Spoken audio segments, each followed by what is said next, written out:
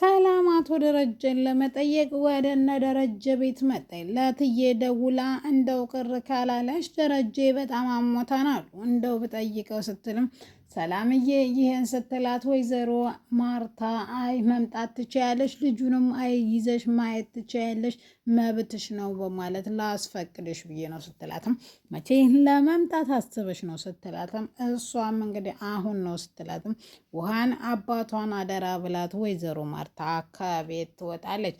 ዛሬ እንግዲህ ዳጣን ለምንድን ነው እዚህ ቤት የመጣችሁ ብላ ሰላምዬን ስጮህባት እኔ ለእናንተ ህይወቴንም እሰጣለሁ እድሜንም ገብሬያለሁ። ሰው ህይወት ሰው ያየውን ማድረግ ያልቻልኩ በሰው ቤት ስሰራ ተጠቅጬ ዝም ብዬ እየኖርኩት በደለኛ እንጂ ተበዳይ እንጂ በዳይ አይደለሁም በማለት ትናገራለች። ኤቢ ዛሬም እንግዲህ ባሏ እያቀሳሰረ ለእሷ ደህና ሰው መስሎ ነገር ግን ምጥንን እየጀነጀነ ዳጣን ግን እያታለላት ምንም ነገር አልናገርም፣ ስለዚህ ቅጠራት ባልኩ ቦታ ቅጠራት፣ ከዛ እኔም ተከታተዬ እደርስባታለሁ ማለት ትናገራለች። አሁን ደውላልኝ ነበር የትናሲልም አሁን ክፍሏ ገብታ ነበር በማለት ትናገራለች። አሰላሙ አሌይኩም ወረህመቱላሂ ወበረካቱ። ውድና የተከበራችሁ የቻናላችን ቤተሰቦች እንዴት አደራችሁ? እንዴት ዋላችሁ? ሁላችሁንም እንደ ሰዓት አቆጣጠራችሁ ሰላም ብያለሁ። ዛሬ ይዤላችሁ የመጣሁት ዳጣ ድራማን ክፍል 164 ነው እና እንድትከታተሉ ጋበዝኳችሁ። አቢጌል ፍጥጥ ብላ ካየቻት በኋላ ምን እንደተፈጠረ ሲጠይቋት እሷ ምንም ብላ ወደ ኋላዋ ትመለሳለች። ነገር ግን ግራ የገባቸው ናታንና ዳጣ አረ ምንድነው ነገሩ ሲሏትም የሆነ ነገርማ ሆናለች። ስልክ ስታወራ ነበር የቃዲስ ራሱ የሚባለው ሲል እያስጨነቃል ነው ስትልም ትናገራለች። እሱም ያልሽውን ያሰብሽውን አረግሾች ሲላትም አዎ አድርጋለሁ እንገናኝ እያለኝ ነው በማለት ስትለውም እሱም ተጠንቀቂ ልጁ አደገኛ ነው በማለት ይመልስላታል። ችግር የለውም እኔ እጠነቀቃለሁ፣ እህቴንማ በእንደዚህ አይነቱ አጭበርባሪ ስትጭበረበር ቆሜ አላይም በማለት ትመልሳለች። እሱም በቃ እሺ ሀዬ ብሎ እንግዲህ ስለመሸና ድካም ስለሆነ ፈጽሞ ደግሞ አቢጌል ሰላምዬ ላይ መስክሬ እያለች ነው ምን ላድርግ በማለት ታማክረዋለች። እሱ የማይሆን ነገር ነው። ነገር ግን በአሁን ሰዓት ደግሞ ሰሙ ማለት አባዬም ልሳኑ የተዘጋበት እዛው ነፍሱ ትወጣለች፣ እትዬም በዙ ባለችበትም ያው ትሞታለች እንጂ ሌላ አዲስ ነገር የሚኖር ነገር የለም በማለት ተመልሳለች።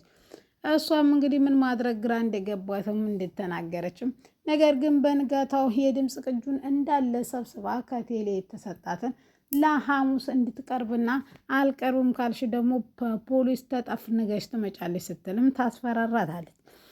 ለማንኛውም ይሄን ድርጊትሽን አባትሽ ራሱ ስለሚያስቆምሽ ችግር የለውም በማለት ትናገራለች። እሷም እንግዲህ አባዬን ትክክለኛ ደፍረሽዋን፣ ሴት ብቻ አይደለችም የምትደፈረው ወንድም ይደፈራል፣ በቀላሉ 5 ዓመትሽን ተቀጠሽ ትኖሪያለሽ ትላታለች። እና ማንም የሚመሰክርልሽ ስትላትም ዳጣና ናታን ናቸው ስትል ትመሰክራለች። እሷም ዳጣ ሻለች ሾይ ስትላት አዎ አባቷ ነው እኮ ስትልም የዳጣ እናት ግን ማን እንደሆነ ታውቂያለሽ ወይ ስትል ስለሱ ደግሞ አንቺ ምን አገባች? ምክንያቱም ኤቢ እስካሁን ድረስ ሰላምዬ የዳጣ እናት እንደሆነች የምታውቀው ታምር ምንም የለም። ማርቲ እንግዲህ ለባሏ ምግብ ይዛ ሄዳ አቶ ደረጀ ልታጎርሰው ስትል እጇ ተንቀጥቅጦና እንዲሁም እልኳ እጅጉን አሸንፏት ትታው ትሄዳለች። ውሃዬና አባቷ እያጎረሰችው ከአባቷ ጋር ተበላች። በኋላ እናቷ አበላሽው አባትሽን ስትላትም እሷ ግን አንዴ ጎርሶ አልበላም ስላላኝ እኔ ራሴ ነኝ የበላሁ ስትል ውሃዬ ትናገራለች። አሁን የታሸገ ምግብ አለ እሱን እያለቀሽ ልክ እንደባለፈው እንደኔ አብሊው በማለት ትታዘዛለች። በዚህ ቅስፈት እንግዲህ ሰላም ትደውልና ምንድነው ትትላትም እሷም አባዬን ወይም ጋሽን ላይ ነበር እትዬ ታልደበረ ስትላትም ችግር የለውም ስትልም ምንም ያክል እኮ ቢሆን ዘር በመካከላችን አለ በማለት ትናገራለች። እሷም በቃ ችግር የለውም ብላ ውሃዬን አደራ ብላ ማርቲ ከቤት ትወጣለች ማለት ነው። ከቤት እንደወጣችም እንግዲህ ብዙም ሳትቆይ ትመጣለች ማለት ነው። ዛሬ እንግዲህ በጣም ተቀይራባታለች ዳጣ ላይ አቢጌል ምን ሆነሻን ስትላትም አትመልስም። ነገር ግን ዳጣን እንዴት እህቴ እንደዚህ ታደርጋለች? ይሄን የምታደርገው ለምንድን ነው? በማለት እጅጉን ግራ ግብት ብሏታል።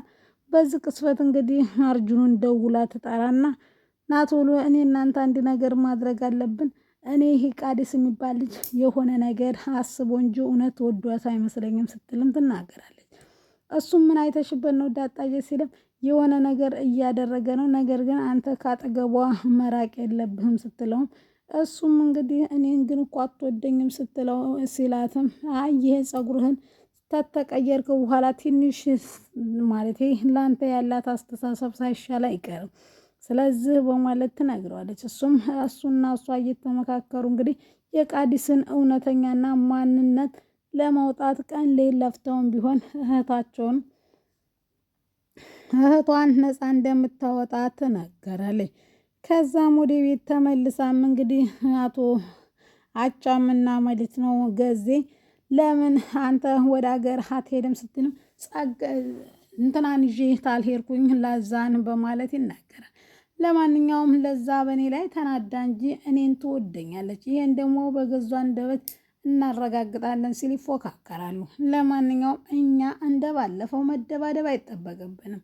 ስለዚህ እሷ ራሱ ከወደደችው ጋር ድሮ ቀረ መጠለፍና እንዲሁም ማስገደድ። ስለዚህ አሁን ላይ ሄደህ መጠየቅ ትችላለህ፣ እሷ የመረጠችውን የማግባት ሙሉ መብት አላት በማለት ይናገራል።